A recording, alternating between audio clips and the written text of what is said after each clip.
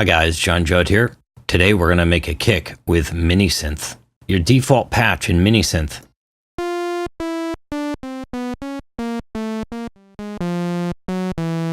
There's your saw. You have a few different waveform choices. As you go through this, you could definitely choose which one might make your kick sound better. Today I'm going to choose square plus square. Here's what that sounds like.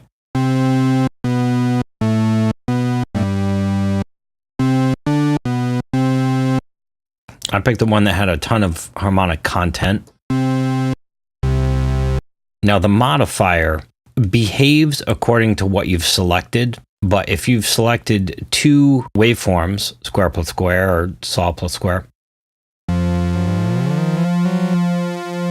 they are playing in the same octave. That's an octave down. That's the one I'm going to use. I'm going to add a little noise to this.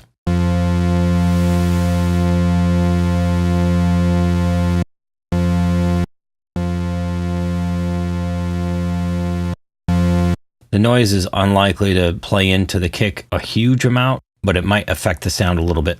All right, so now you've set up your oscillator, and we want to go to the oscillator envelope.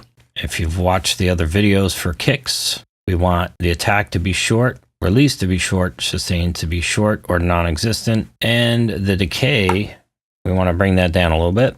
Once again, I'm not going to make it so short that we can't hear what we're doing. So for now, I'm going to leave it here. Now off to the filter section. In the filter section, this is kind of a unique and cool thing. Instead of having a knob, they have an XY axis. On the horizontal, this is actually the cutoff. As it says down here, it's the cutoff.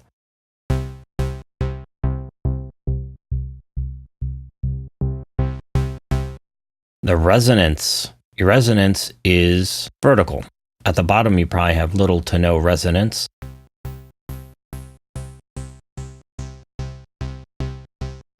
In parametric EQ2, it's happening right around here, some of the resonance.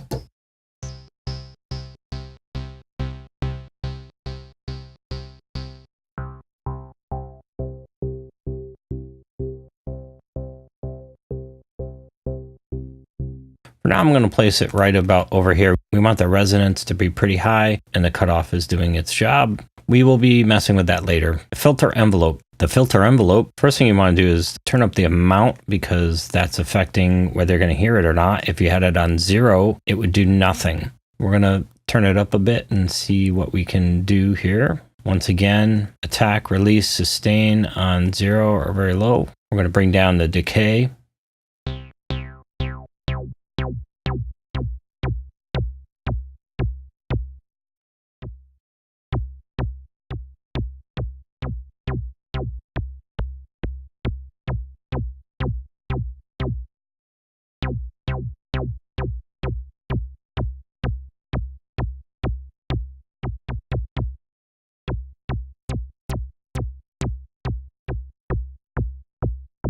You really do have to mess with the amount, the filter envelope decay, and the oscillator envelope decay to get the sound that you're looking for, guaranteed.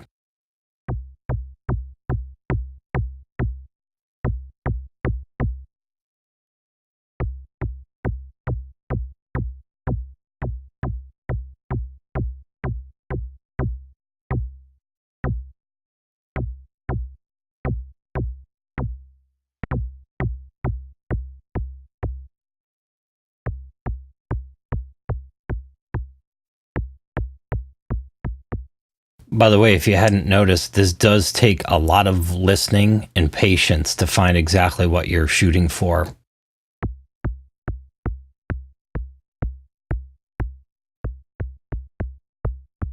Too much filter envelope and you probably get too much high end, although that might be what you want.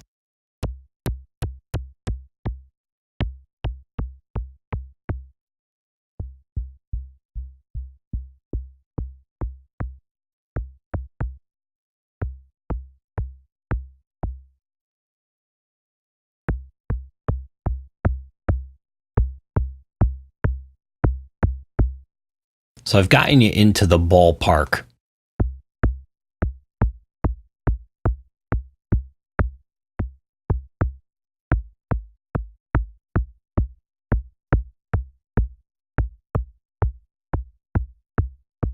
You'll have to play with these controls a lot. Once again, in the filter, make sure not to pull it too far left because you'll actually cut everything out.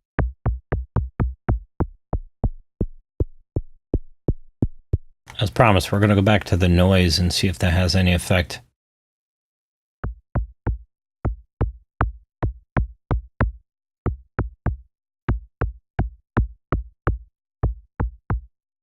I think I hear something right around 1,000 hertz. It's super subtle. So once again, the really important controls you're going to be dealing with are the oscillator envelope decay, the filter cutoff and resonance, the filter envelope decay, and the filter envelope amount. In addition, the noise, it's going to play into the high end a little bit.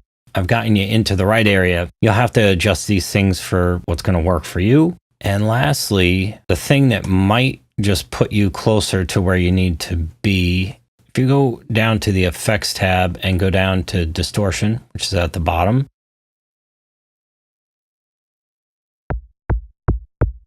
this may or may not give you what you're looking for.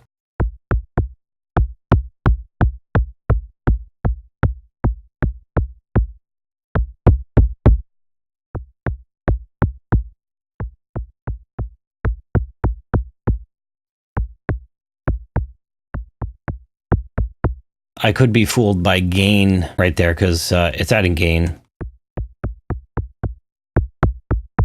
The human ear always likes something that's louder, so I guess this is add to taste. The decimator, if you wanted something weird on the top of your kick,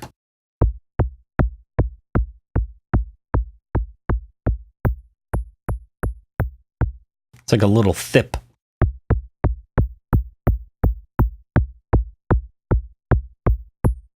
Now this might be cool if you added the decimator, but in a destructive way and wanted to make this sound super distorted.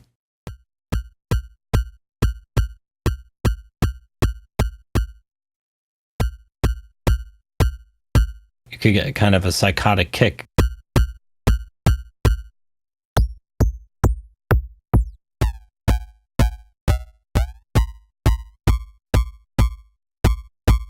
As you can see, you have a lot of options for your kick in MiniSynth.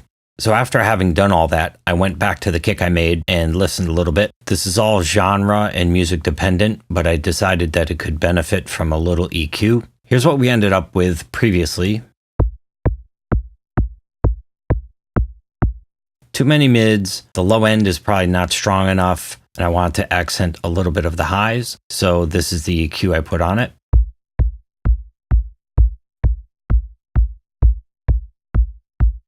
No EQ. EQ.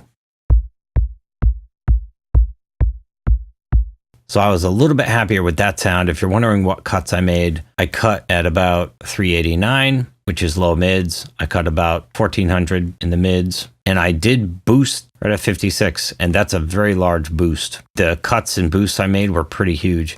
The low boost was about 7 decibels, and the cut in the low mids, that was 12 decibels, which is a lot, but you have to do what you have to do to get the sound you're looking for. So thanks for watching. I hope this helped you, and I hope you're having a good week. I'll catch you soon.